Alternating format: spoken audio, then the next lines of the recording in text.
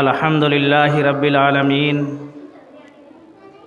वस्सलातु वस्सलामु अला सय्यिदिल अंबिया'i वल मुरसलीन अम्मा बाद फ़अऊज़ु बिल्लाहि मिनश शैतानिर रजीम बिस्मिल्लाहिर रहमानिर रहीम या अय्युहल्लज़ीना आमनुत्तक़ुल्लाहा वकूनू मअस्सादिक़ीन सदक़ल्लाहुल अज़ीम व सदक़ रसूलुहुन नबियुल अमीनुल मुबीनुल मतीनुल करीम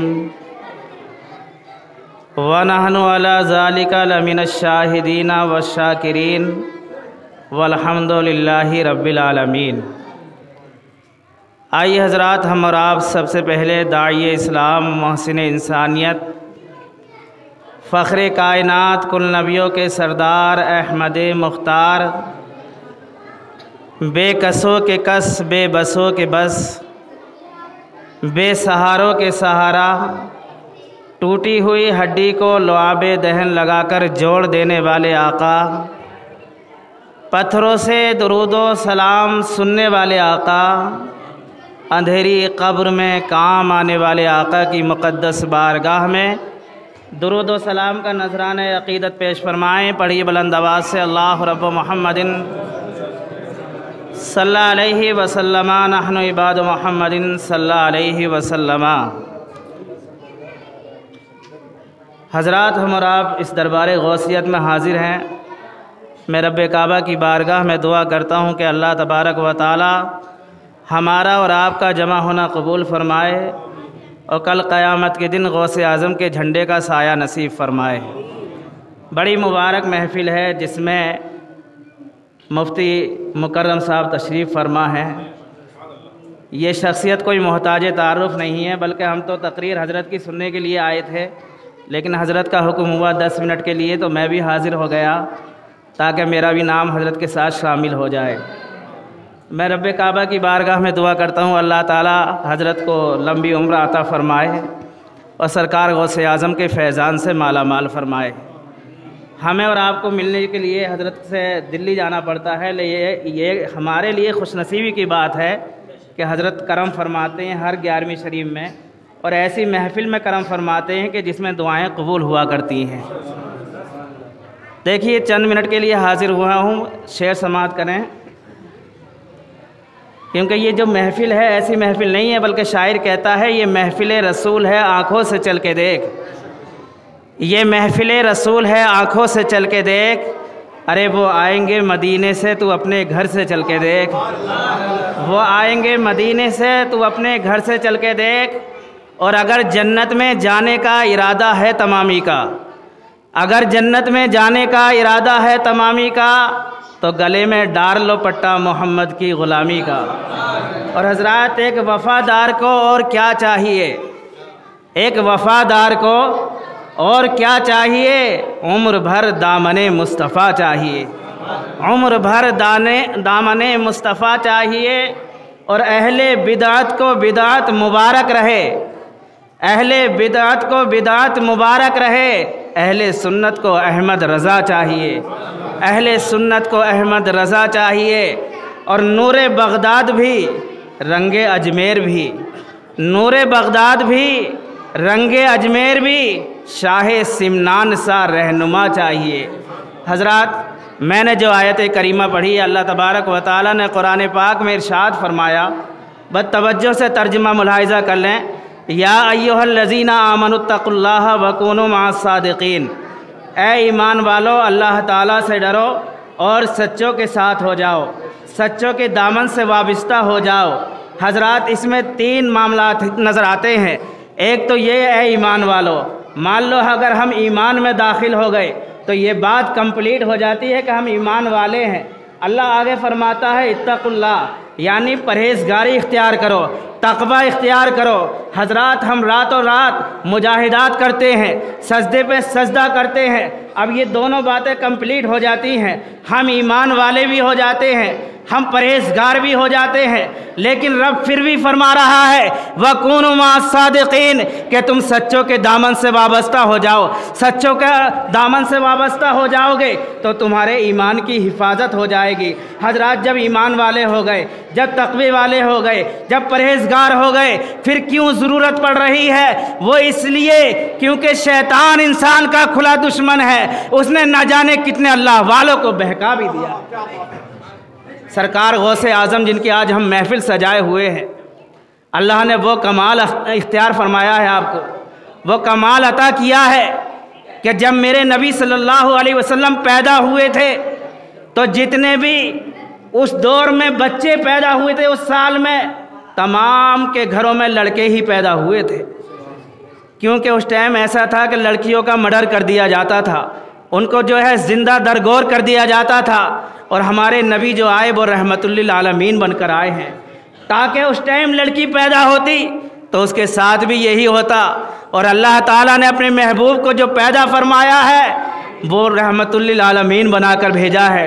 تو اس ٹائم جو بچے پیدا ہوئے ہیں، اس سال جو بچے پیدا ہوئے ہیں، تمام کو اللہ تعالیٰ نے لڑکوں کو پیدا فرمایا ہے، اور جب غوث اعظم پیدا ہوتے ہیں تو جتنے بھی اس دور میں بچے پیدا ہوتے ہیں، یعنی 1100 بچے پیدا ہوئے تھے، تمام لڑکے ہی پیدا ہوئے، اور وہ تمام لڑکے ایسے نہیں تھے، کوئی زانی نہیں تھا، کوئی شرابی نہیں تھا، کوئی باغی نہیں تھا، کوئی پاپی نہیں تھا، بلکہ اللہ تعالیٰ نے جتنے بچے پیدا فرمائے وہ تمام اللہ کے ولی تھے، غوث اعظم کے چاہنے والے تھے، رسول کریم صلی اللہ علیہ وسلم کو ماننے والے تھے۔ حضرات تو غوث اعظم جب پیدا ہوتے ہیں تو تمام لڑکوں کی پیدائش ہوتی ہے، نبی جب پیدا ہوتے ہیں تمام لڑکوں کی پیدائش ہوتی ہے، کیونکہ غوث اعظم نے خود فرمایا ہے کہ جیسے اللہ تعالیٰ نے تمام نبیوں میں رسول کریم صلی اللہ علیہ وسلم کو اعلیٰ بنایا ہے، ایسے ہی تمام ولیوں میں مصطفیٰ جان رحمت کے صدقے میں غوث اعظم کو اعلیٰ بنایا ہے۔ یہ وہ اعلیٰ کی محفل ہے کہ اس میں جو آ جاتا ہے وہ بھی اعلیٰ ہو جاتا ہے۔ اور ایک چیز اور بتاؤں، غوث اعظم خود فرماتے ہیں کہ میں جسے چاہتا ہوں وہی میری محفل میں آتا ہے۔ یہ ہمارے لیے خوش نصیبی کی بات ہے کہ غوث اعظم نے ہمیں چاہا ہے، اور یہ صدقہ یہ وسیلہ بنے ہیں ہمارے مفتی اعظم دہلی حضرات۔ ان کے صدقے میں ایسی محفلیں مل جاتی ہیں کہ جتنے یہاں لوگ نظر آ رہے ہیں نا، اتنے تو حضرت کے پاس ہمیشہ رہتے ہیں۔ جب حضرت اسٹیشن پہ اترتے ہیں تو لاکھوں کا ہے نا، کتنے لوگ، ہزاروں لوگوں کا مجمع ہوتا ہے استقبال کے لیے۔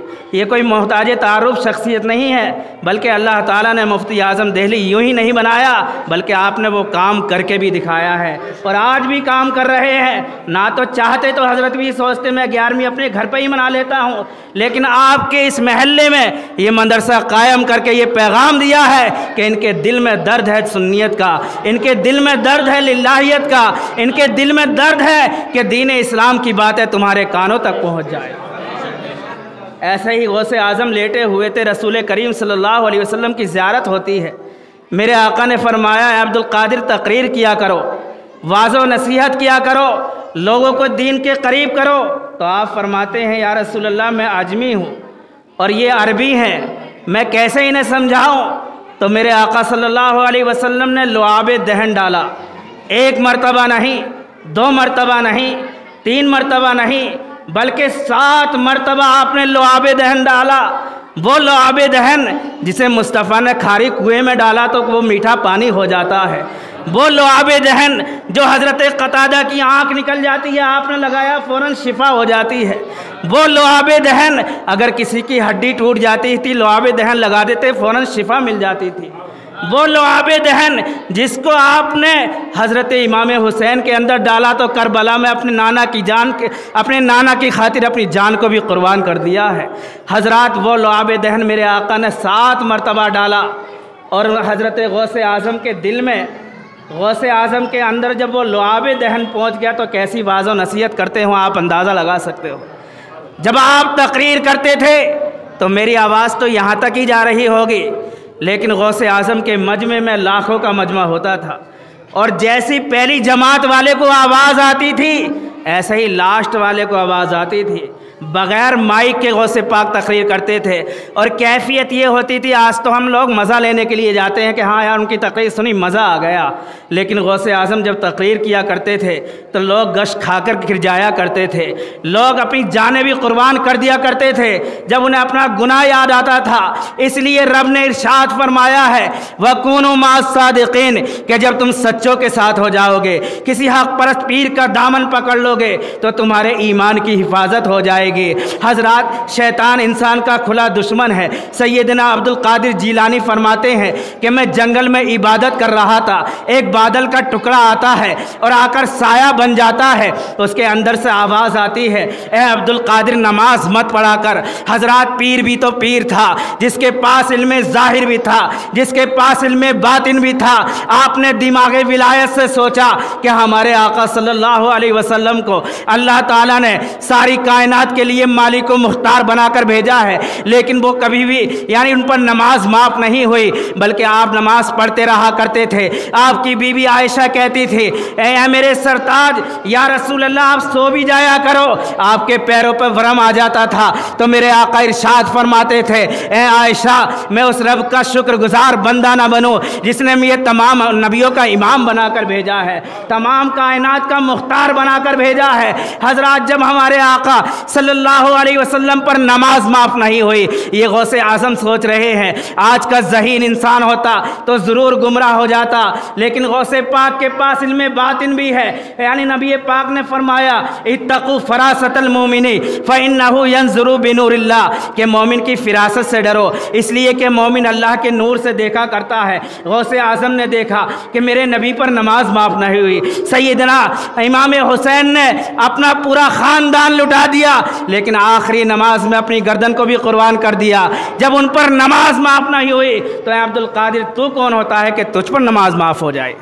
فوراً آپ نے پڑھا لا حول ولا قوة الا باللہ العلی العظیم۔ حضرات، وہ جتنا بھی بادل کا ٹکڑا تھا، جتنا بھی دھواں تھا، غائب ہو جاتا ہے۔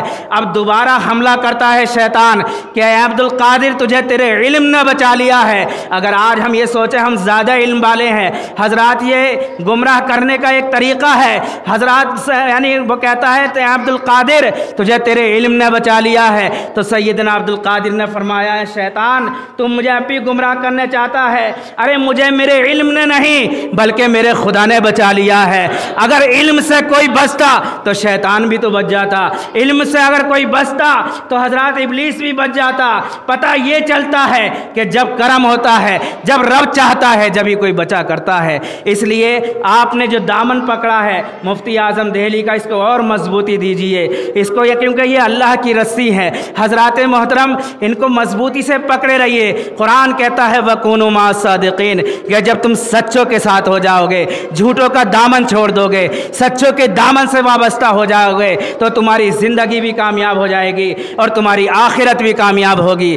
اللہ تعالیٰ کی بارگاہ میں دعا ہے کہ اللہ تعالیٰ میری اس چھوٹی سی گفتگو پر عمل کرنے کی توفیق عطا فرمائے، اگر مجھ سے کوئی غلطی ہوئی ہو تو معاف فرمائے۔ وآخر دعوانا الحمدللہ رب العالمین۔ سنیو یاد ان کی مناتے رہو، نعرہ یا غوث اعظم لگاتے رہو۔ السلام علیکم۔